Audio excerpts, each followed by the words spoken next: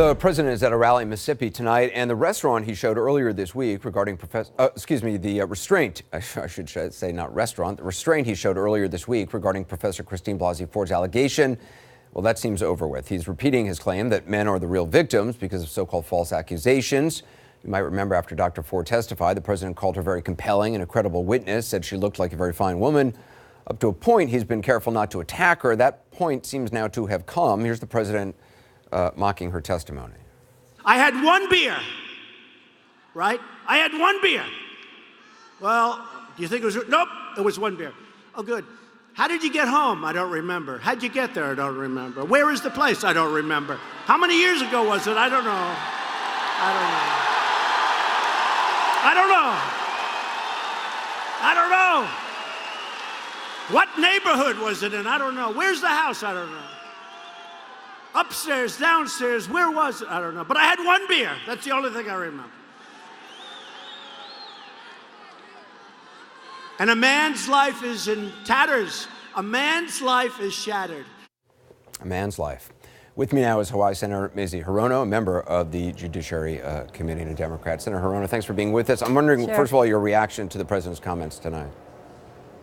We can always count on the president to go down to the lowest common denominator, mock people, call people names, attack them. This is what he does. And the thing that Dr. Ford did remember with 100% recollection was that it was Brett Kavanaugh who attacked her. I'd also like to get your reaction to what the president said earlier today, that, quote, it's a very scary time for young men in America where you can be guilty of something you may not be guilty of. Do you think it's a very scary time for young men in America compared to young women? No, because that really flows from total mistrust of women. They must think that we all sit around making up stories about them. We have a few other things that we like to do, such as getting on with our lives and making a living and all of that. So I also know that his son said the same thing, and I guess the apple doesn't fall very far from the tree. And this from an admitted sexual predator. So actually, it is the women in this country mainly who have been the victims of these kinds of assaults from men since practically, I want to say, time immemorial. And for them to act like the victims is the reason that women, mainly, who have these kinds of horrible experiences do not come forward, because they are mocked, they are not believed, they are told, we don't want to hear from you. That has to stop. There are a lot of angry and determined women in this country now. Professor Ford's attorney sent a letter to FBI Director Christopher Wray requesting a phone call because they say that they've received no response from anyone involved in the new FBI background investigation. Should the FBI interview Professor Ford? Should they interview Judge Kavanaugh? They definitely need to interview Judge Kavanaugh because they haven't interviewed him on these particular reports. And as for Dr. Ford, I don't know, because I'm told that sometimes they will interview the principal witnesses after they've gone through the other people that they're interviewing. But frankly, I do not know how extensive the FBI investigation is. We would like it to be complete. I would like to know whether there are inconsistencies between how Judge Kavanaugh testified and what people who knew him in both high school and college say about his behavior while he was drinking. Yeah, I mean, there are reports tonight that the FBI's work could be wrapped up tonight. Is that your understanding?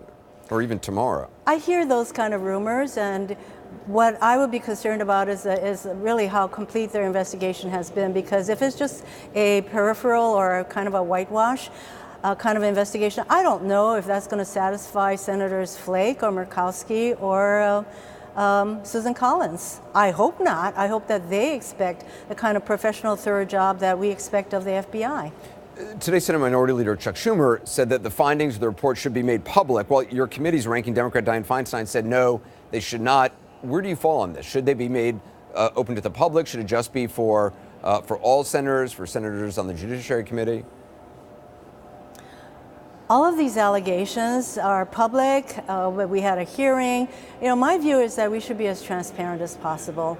And the American public has a right to see as much of the evidence, et cetera, and the investigation as possible. And there may be some areas where there's confidentiality requirements, but mainly I think it's really important at this point to be as transparent as possible. Well, just lastly, Senator Grassley released a statement tonight on the investigation saying in part, quote, "The FBI's business should be carried out independent of political or partisan considerations. I hope my Democratic colleagues do not attempt to interfere in that process." Are you aware what he's specifically referring to? Any attempts from your Democratic colleagues to, in his words, interfere in the investigation? For people who have been stonewalling the investigation from day one, I think it's pretty rich for them to say that we are trying to interfere with a process that we have been calling for, an investigation that we have been calling for. Would you consider it interfering that we actually want to have all of the relevant witnesses and not just four questioned? But the main thing is that we want a complete, thorough, reliable investigation. I don't think that's asking too much of all of us, and clearly, don't we all want to get to as much of the truth as possible? Senator Hirono, I appreciate your time. Thank you. Sure.